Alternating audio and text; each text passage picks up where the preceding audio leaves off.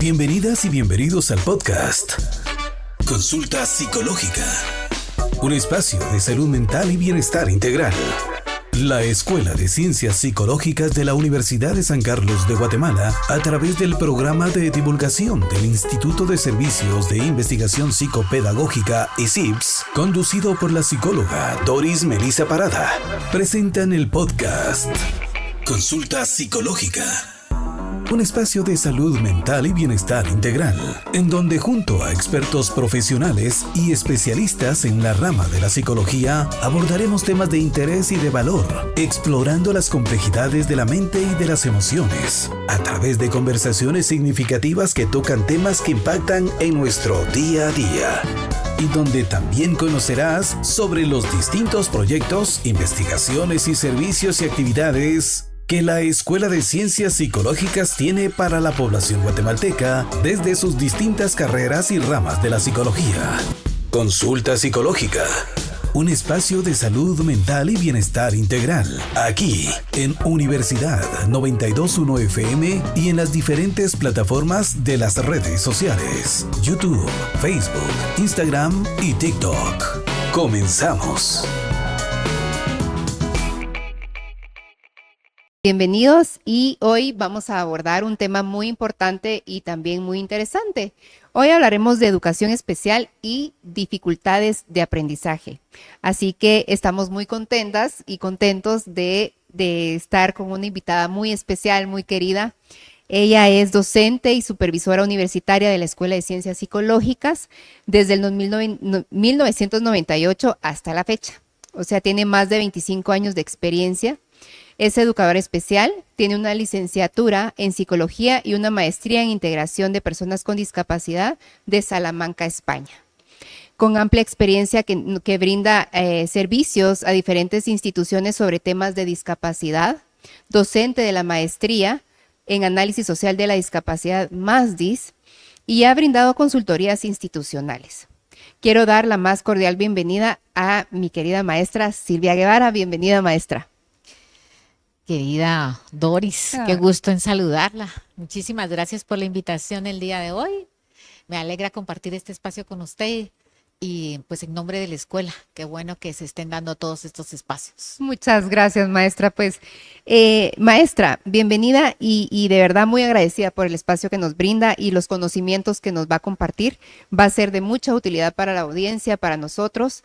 Y quisiera pues que nos contara un poquito más de las aportaciones que ha hecho en la escuela, la experiencia que ha tenido en cuanto a la línea que usted maneja, ¿verdad? ¿Qué más ha hecho en la escuela, maestra? Cuéntenos. Bueno, yo creo que 25 años. Muchísimo. Toda una vida. Sí. Toda una vida. Y creo que lo más valioso de esta experiencia de estar aquí ha sido ese espacio en carreras técnicas, ¿verdad? En el profesorado de educación especial.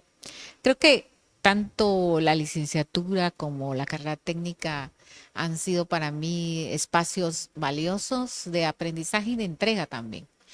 Pues creo que el principal aporte tal vez ha sido ser parte de la historia de esta escuela, sí. Porque al final el tema de la discapacidad ha evolucionado tanto en estos 25 años, ¿verdad? Puedo visualizar las diferencias de cuando empezamos este tema y todas las metas que se han alcanzado, ¿verdad? Tanto en la formación de los profesionales que se dedican al tema de la educación especial y la discapacidad. Y ver cómo el campo se ha abierto tanto de que ahora ya tenemos hasta una maestría en discapacidad, ¿verdad?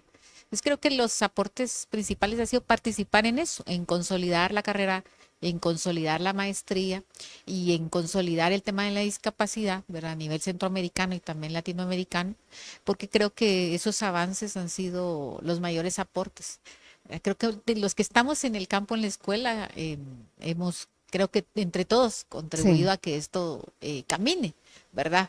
Porque es un tema social, un tema de impacto social, y pues creo que todo, incluyendo las universidades privadas, han hecho su trabajo, ¿verdad? En ese tema.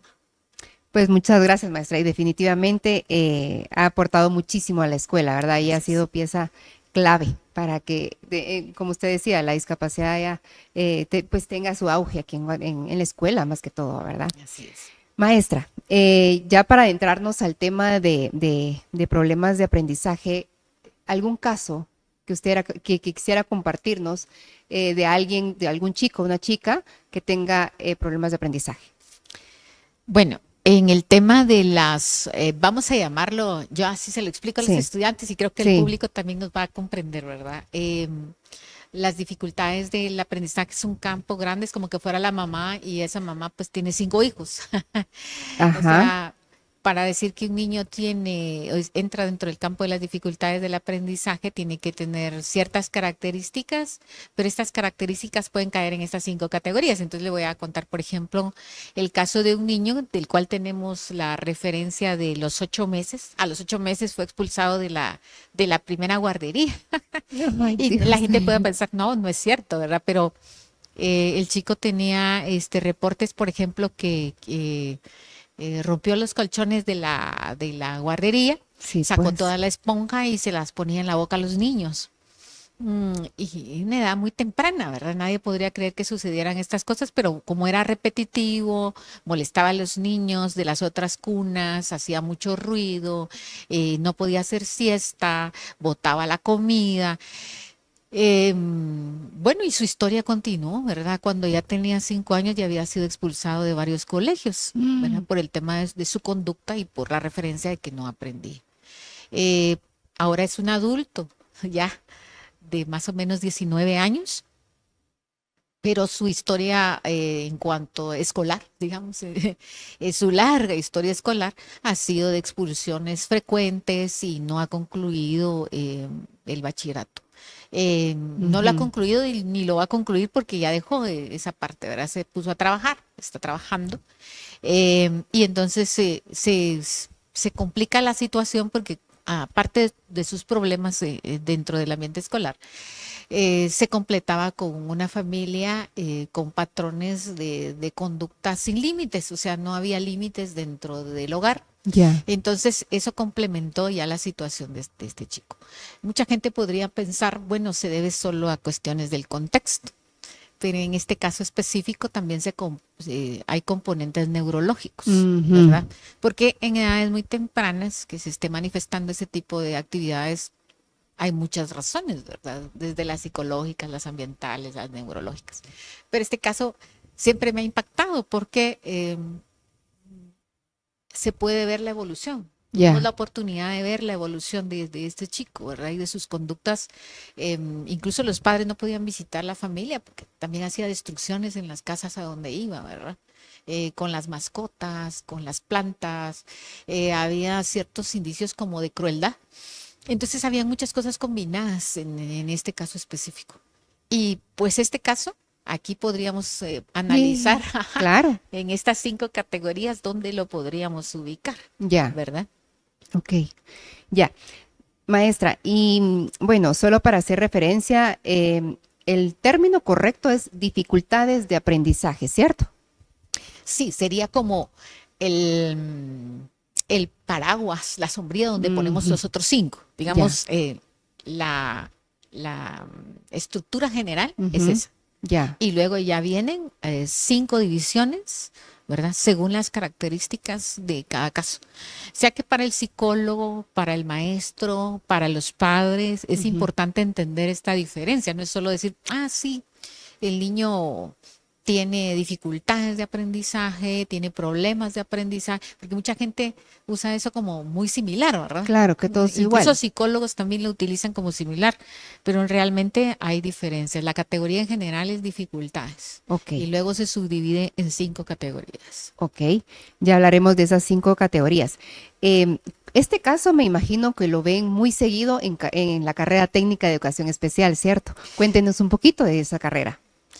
Bueno, en realidad el técnico en educación especial, que por cierto estamos haciendo ya un proceso de análisis del nombre también, porque cuando se Mm, origina se llamaba educación especial. ajá, Pero pues la evolución del tema de la discapacidad ha dado en que ahora también estemos analizando el nombre de la carrera para ver si es más un profesorado inclusivo, un profesorado en la diversidad. Bueno, ahí les contamos en qué nombre va a quedar. Sí. Pero por el momento el profesorado en educación especial se dedica a ver todas las categorías en el tema de la discapacidad y ahí tenemos discapacidad intelectual, déficit de atención, dificultades de aprendizaje, autismo infantil, síndrome de Down.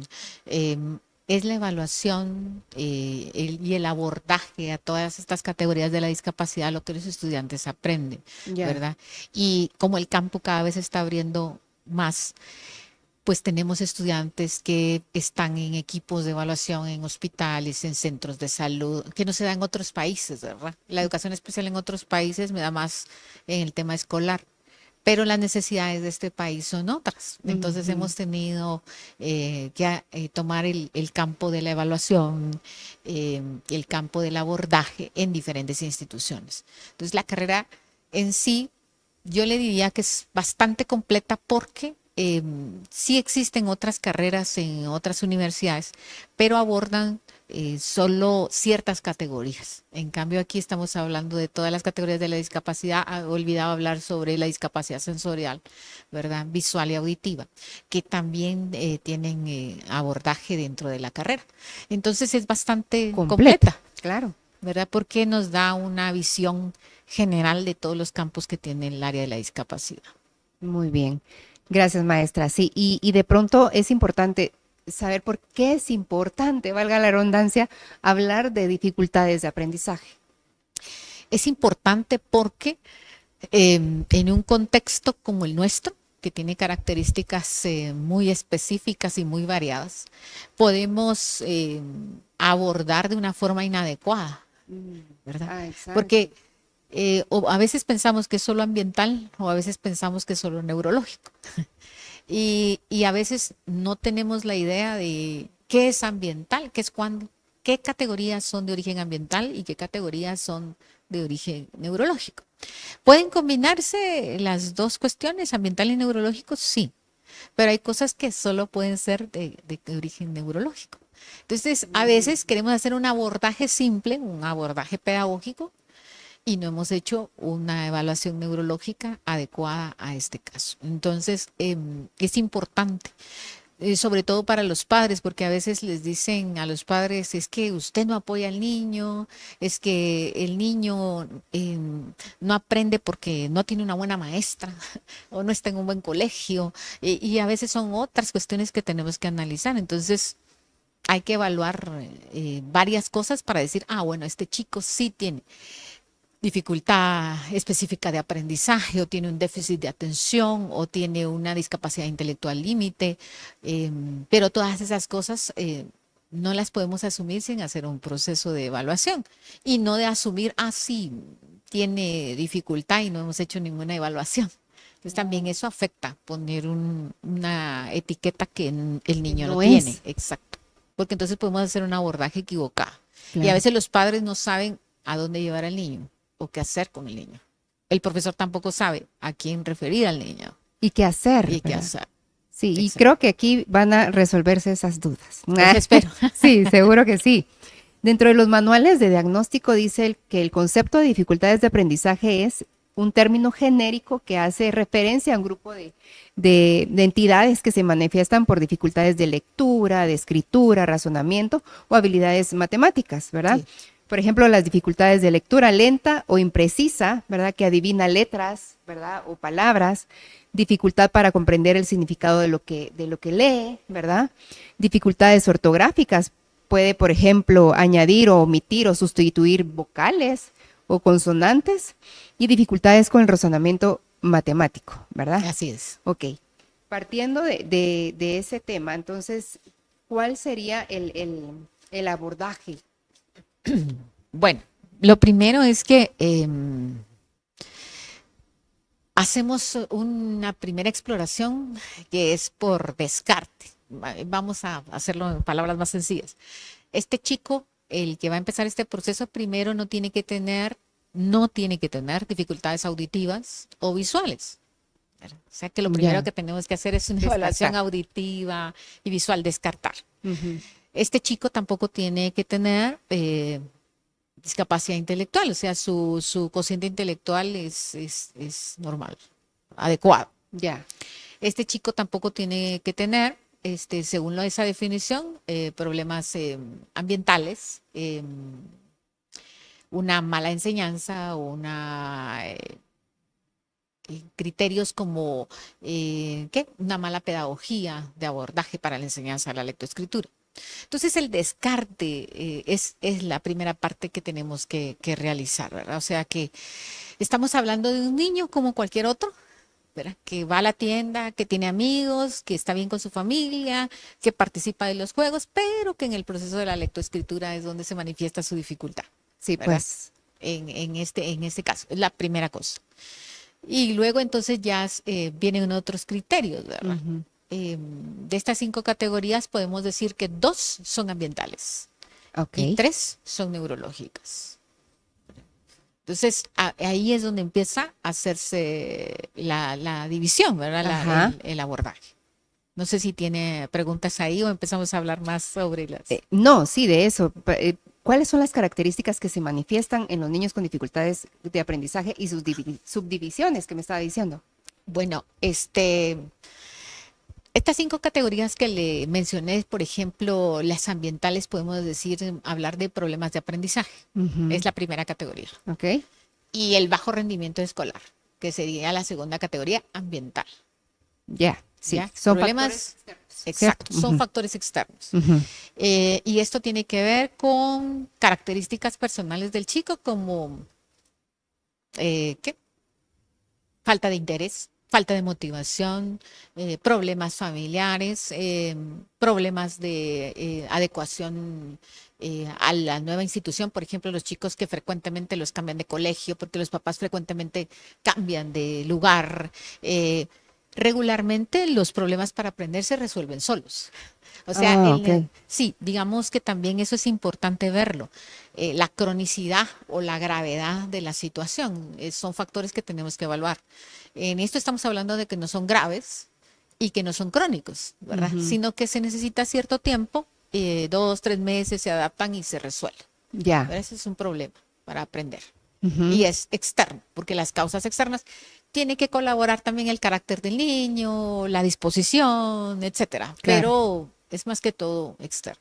Ujú. La otra categoría es el bajo rendimiento escolar, que ese tiene una cronicidad un poco más larga, ¿verdad? O sea que en funciones de tiempo no son 2 o 3 meses, sino que puede ser un curso completo.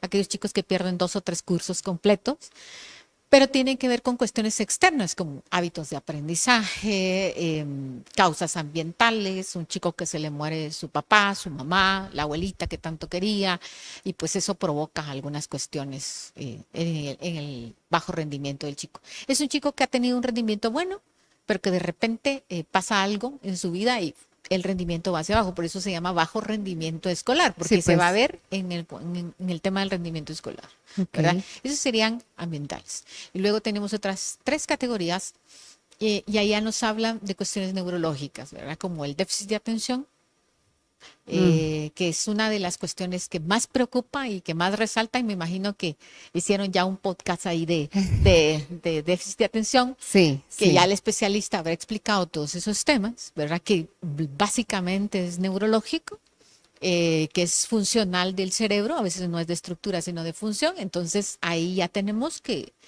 pues estos chicos, el problema es el abordaje, entonces es tanto pedagógico, pero tiene que combinarse con estimulación neurológica para que pues mejore estrategias.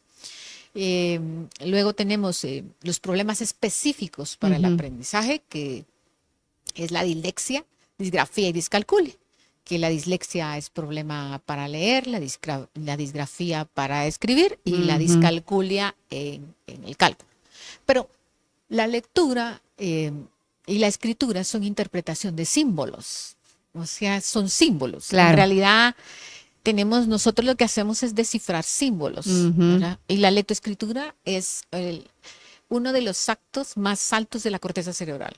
Entonces, siendo este uno de los actos más altos de la corteza cerebral, si hay un problema neurológico, la percepción, el proceso de la interpretación de los símbolos es donde está afectado, ¿verdad? Entonces, ahí sería problemas específicos. Y por último, la discapacidad intelectual leve, que se confunde muchísimo con aprendizaje, ¿verdad? Sí, pues. Ujú. Porque el aprendizaje de estos chicos es lento, es bastante lento. Tiene problemas de atención, tiene problemas para aprender, y entonces se confunde muchísimo en el tema porque, pues como dice, ¿verdad? Es intelectual leve. Entonces estamos en una línea en la que a veces nos confundimos. Tenemos que evaluar, entonces, por eso, como dije al inicio, Sí. ¿verdad? La parte intelectual para entender si es una discapacidad intelectual leve o si hay alguna otra cuestión ahí. Como ven, para estas 5 categorías, pues el abordaje inicial es lo primero que tenemos que hacer, y el padre, antes de entablar una real preocupación, debe primero adentrarse en esto, ver Y las descartar, y ¿no? descartar, ¿verdad? Pues no estoy diciendo que el padre diagnostique, estoy diciendo Claro. que observe y que tenga, lo importante es tener una historia, ¿verdad? Ujú. Porque, por ejemplo, Stanley Turecki dice que un niño con déficit de atención no se hace sino nace. Entonces hay ciertas características ya desde el vientre de la madre que nos dicen que este niño tiene algunas cuestiones Dificultades. neurológicas ahí, ¿verdad? Entonces es importante esa historia, la historia del nacimiento, todo eso que nos puede orientar por dónde estaría la dificultad para poder abordar. Y dependiendo de si es ambiental o neurológico, así es el abordaje. Claro, ya. Ya para ir aterrizando, maestra, ¿qué conclusiones y qué recomendaciones le damos a los padres de familia que nos están viendo y nos están escuchando, a los maestros que posiblemente tengan algunos chicos con dificultades de aprendizaje? ¿Qué recomendaciones les podemos dar a ellos? Bueno, en el país me gustaría tomar ese tema. En el país Sí. tenemos muchos problemas con el tema de están mandando a repetir párvulos a los niños muy pequeños. O clasificando los que ya tienen dificultades Mis para gordos. aprender desde muy pequeños, ¿verdad? Sí. Entonces, una cuestión básica aquí es en los niños pequeños, es que pues no podemos todavía hacer un diagnóstico tan temprano en el tema de aprendizaje porque es interpretación de símbolos. Ujú. Y hay cierto desarrollo neurológico que necesitamos para interpretar símbolos. Entonces los padres no deben alarmarse tanto cuando les dicen su hijo va a reprobar párvulos, ¿verdad? Porque creo que eso no debería de pasar en un país como el nuestro. Claro. Dos, que basándonos en eso, todos los chicos tienen diferentes niveles de desarrollo. Unos van a aprender más rápido y otros más lento, y no significa que todos tengan una dificultad para aprender. Y 3, que si nosotros como padres no es el primer hijo, ya sabemos cuál es el desarrollo, y a veces debemos aceptar que hay niños, nuestros hijos necesitan apoyo, que algo sucede.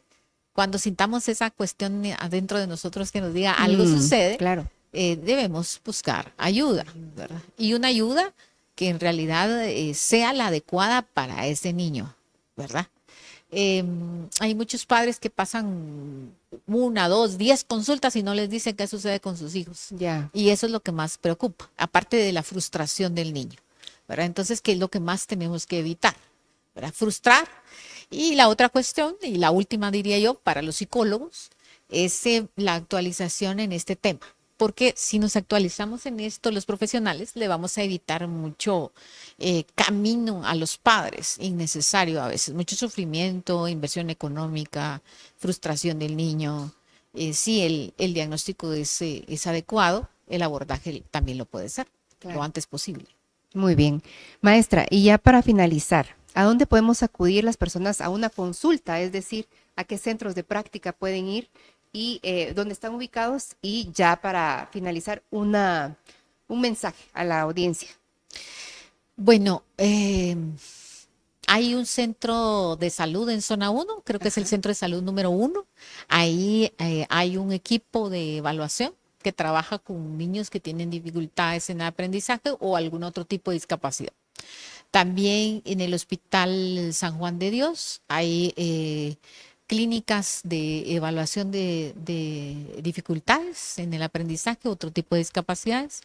También la Fundación Pediátrica que sí tiene un costo, no sé exactamente ahorita cuánto, pero Tarifa social. hay ayuda social, que también he sabido que ahí hacen el abordaje del trabajo.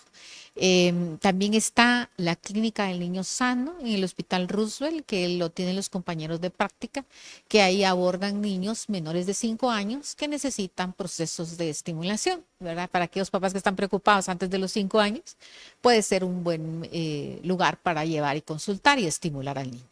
Muy bien.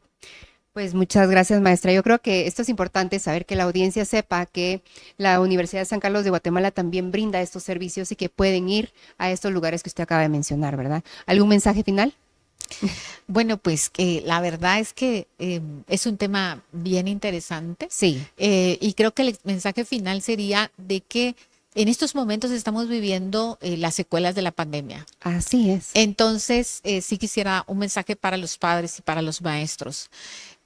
Tenemos problemas para diagnosticar en este momento, porque no sabemos si es las dificultades producto de pandemia, ¿verdad? 3 años de pandemia, que tendríamos que reinterpretar el tema de las clasificaciones de aprendizaje, tendríamos que buscar o elaborar una categoría que nos haga entender y cuánto tiempo más les podemos dar a los chicos en este tema, ¿verdad? Que los padres tienen que tomar en cuenta que aprender en casa es diferente que aprender, ya todos lo sabemos, pero las secuelas que quedaron de ese aprendizaje en casa es lo que se está manifestando en estos momentos. Entonces, que hay muchos chicos en estos momentos que pueden tener ciertas dificultades, pero que tomen en cuenta también que la pandemia dejó su marca en el aprendizaje.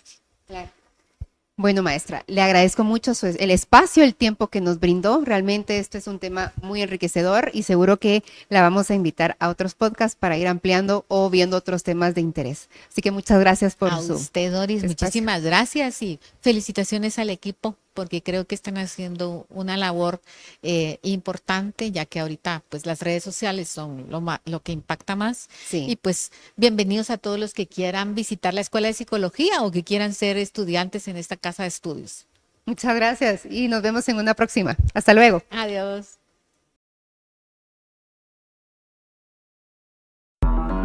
Así llegamos al final de otro episodio de Consulta Psicológica, un espacio de salud mental y bienestar integral. Y recuerden que la salud mental es un viaje continuo. En Consulta Psicológica le daremos información valiosa con herramientas prácticas que puedan ayudarle a alcanzar un estado de bienestar integral. Nos encontraremos en una próxima Consulta Psicológica con la maestra Doris Melissa Parada. Un programa de la Escuela de Ciencias Psicológicas de la Universidad de San Carlos de Guatemala a través del programa de divulgación del Instituto de Servicios de Investigación Psicopedagógica ICIPS por Universidad 921 FM, conectados con la realidad. Búscanos en las diferentes plataformas de redes sociales, YouTube, Facebook, Instagram y TikTok como PsicoUSAC. Hasta pronto.